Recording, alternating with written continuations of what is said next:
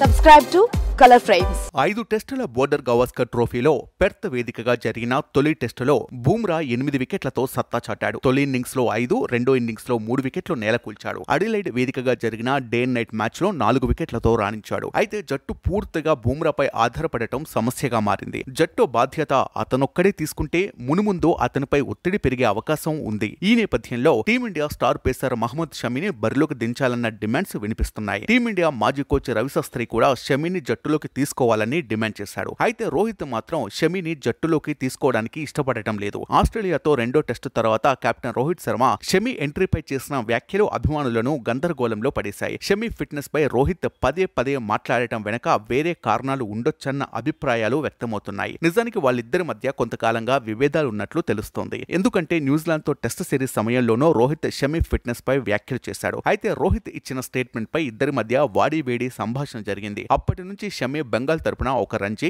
7 Syed Mushtaq Ali trophy match లో ఆడాడు. దీంతో షమీకి లైన్ క్లియర్ అయిందనుకున్నారు. తాజాగా కూడా షమీ ఫిట్నెస్ పై రోహిత్ అసంతృప్తిని వ్యక్తం చేయడం అనుమానాలకు దారితీసింది. కానీ ఇప్పుడు టీమిండియాకు షమీ సేవలు చాలా అవసరం. మరి బీసీసీఐ ఏమైనా కలగజేసుకుంటుందా? గంభీర్ ఎలా ముందుకు వెళ్తాడన్న ప్రశ్నలు తలెత్తుతున్నాయి. ఇదిలా ఉండగా బిజిటీలో 2.50 ఎకానమీతో బూమ్రా 12 వికెట్లు పడగొట్టగా 3.36 ఎకానమీతో 9 వికెట్లు పడగొట్టి సిరాజ్ పర్వాలేదనిపించాడు. ఇక 4.51 ఎకానమీతో హర్షిత్ రాణా 4 వికెట్లు తీశాడు. ఈ క్రమంలో ధారాళంగా పరుగులు సమర్పించుకున్నాడు. వీడియో మీకు నచ్చినట్లయితే ప్లీజ్ లైక్ చేయండి, షేర్ చేయండి, కామెంట్ చేయండి.